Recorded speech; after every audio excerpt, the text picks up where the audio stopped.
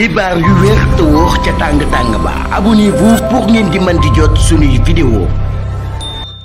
Ousmane Sonko yëngalatina foofee nga xam ne nag moom moo di ca département bu Mbour di daluwaayu ki nga xam ne nag moom moo di njiitu réew mi Bassirou Diomaye Diakhar Faye jaajëfal nañu leen ci ànd beeg Buzz 221 HD ni ñu koy defee saa su ne rek di leen indil ay xibaar la ci gën a fes nag ñu daal di ñëw ci élection législative yi nga xam ne nag moom la ñu daal di dëtmal jàpp ko 17 novembre niki bërki démb nag li nga xam ne moom moo di campagne yi daal di tàmbali nit ñi di dugg ci li nga xam ne nag wala sax ñu ne candidat yi di dugg di wax ak li nga xam ne nag moom moo di askan wi niki démb nag kii nga xam ne moom moo di Ousmane Sonko def na ab meeting am foofii ca diwaanu Mbour daal di koy yëngal ba mu yëngu comme na mu ko daan defee comme nañu ko xamee woon Ousmane Sonko depuis 2021 ba léegi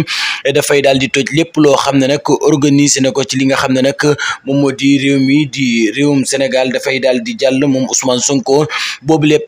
meeting nga xam ne nag amaloon na ko yëkkati ne li nga xam ne nag moom moo di ay kaddu di wax ne nag man daal su ma déggee li nga xam ne nag moom moo di opposition bi nag ñuy wax damay am gàcce dëgg-dëgg ndax la ñuy wax du leen lu dul Ousmane Sonko ci ñoo xam ne indiwul li nga xam ne nag moom moo di projet waaye itam indiwul loo xam ne nag dafay jariñ li nga xam ne nag moom moo di sénégalais waaye itam wax na ci li nga xam ne nag moom moo di napp gi waaye itam jafe-jafe yi nga xam ne nag sénégalais yi ñoo ngi ko doon dund ñu góorgóorlu ba 3 mois rek ñu daal di wàññi li nga xam ne nag moom moo di dund gi kon nag moom Ousmane Sonko jàpp na ne daal li nga xam ne nag opposition bi ñu ngi koy daal di defal nekk loo xam ne yoon la mu di tudd li nga xam ne nag moom moo di turam wi fu ñu toll naan Ousmane Sonko bëgg a opposé wok turu ki nga xam ne nag moom moo di Ousmane Sonko alors que kooki nga xam ne moom la ñuy tudd muy leader bu Pastef nekkul li nga xam ne nag moom moo di président de la République donte na sax moo jiital ki nga xam ne moo fi daal di nekk mu di Ousmane Sonko mu di ki nga xam ne nag moom moo di Bassirou Diomaye Diakhar Faye kon nag jot na li nga xam ne nag moom moo di opposition bi comme ni leen ko Ousmane waxee war nañu am gàcce di tudd li nga xam ne nag moom moo di turam wi fas yéene ko opposé woo ci li nga xam ne nag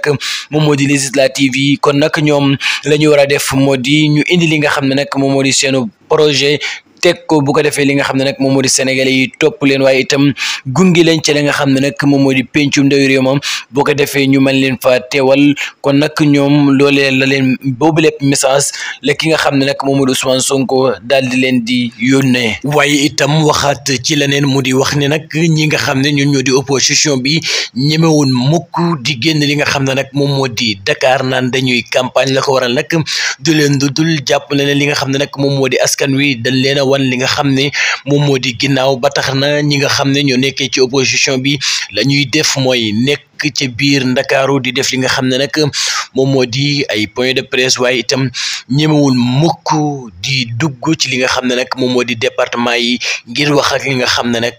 moom moo di sénégalais yi Ousmane Sonko boobu lépp message la daal di jàllale ñi nga xam ne nag ñoom ñoo di opposition bi waaye itam woote ci listem bi nga xam ne nag moom moo ko daal di jiite ngir ñu daal di wooteel Pastef ñu am majorité foofii ci pencum ndawi réew mi waaye itam mën a doxal li nga xam ne nag moom moo di bëgg-bëggu réew mi waaye itam bëgg-bëggu li nga xam ne nag moom moo di sénégalais yi mbokk yi